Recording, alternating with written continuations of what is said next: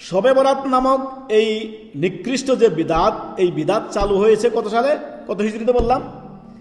এই নিকৃষ্ট বিদাত শবে বরাত চালু হয়েছে কত?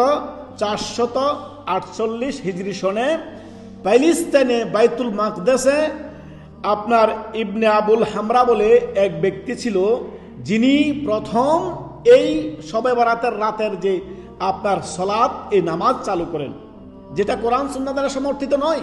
একটু আগে বললাম এই শবে বরাত শব্দটাই হচ্ছে ফার্সি শব্দ, এটা আরবি শব্দ নয়, না এটা বাংলা শব্দ, না আরবি শব্দ। সব মানে কি?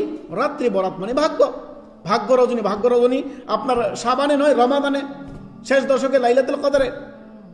সুবহানাল্লাহ। অতএব সর্বদা আমাদেরকে এই কথা খেয়াল রাখতে হবে, ইসলাম মানে আল্লাহ এবং তার রাসূল সাল্লাল্লাহু আলাইহি ওয়াসাল্লামের কথা, কোনো ব্যক্তির কথার নাম ইসলাম নয়। ইসলামের স্বর্ণযুগ গেল, সাহাবায়ে কেরামদের কেউ জানলো না শবে বরাত, আল্লাহ রাসূল সাল্লাল্লাহু আলাইহি ওয়াসাল্লাম বললেন না, সাহাবায়ে কেরামদের কেউ জানেন না। আবু বকর, ওমর, ওসমান, আলী ইবনে আবি তালিব রাদিয়াল্লাহু তাআলা আনহু সহকারে 1,24,000 সাহাবায়ে কেরাম কেউ শবে বরাত পালন করলেন না। আর আপনার তাবিনরা কেউ শবে বরাত পালন করলেন না, তাবা তাবিনরা কেউ শবে বরাত পালন করলেন না, ইমাম আবু হানিফা শবে বরাত পালন করলেন না, ইমাম শাফি, ইমাম মালিক, ইমাম আহমেদ কেউ শবে বরাত পালন করলেন না। ইভেন কি ইমাম বুখারী থেকে নিয়ে স্বর্ণযুগের কোনো আলেম জানতেন না এগুলো।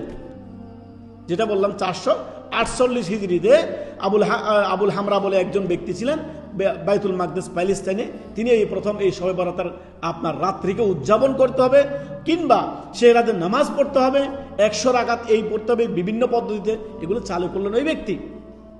তার তেলাওয়াত অত্যন্ত সুন্দর ছিল, সেগুলো দেখে মানুষ তার পিছিয়ে ইক্তেদা করতে লাগলো। এইভাবে করে পরের বছর আরো বড় জামাত হয়ে গেল।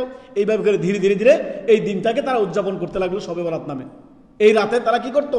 মধ্য সাবানে কি করতো? এই ঘটা করে ইবাদত বন্দেগীতে তারা লাগতো। এই মধ্য সাবানে কোনো ইবাদত বন্দেগী সাব্যস্ত নয় কোরআন সুন্নাহ দ্বারা।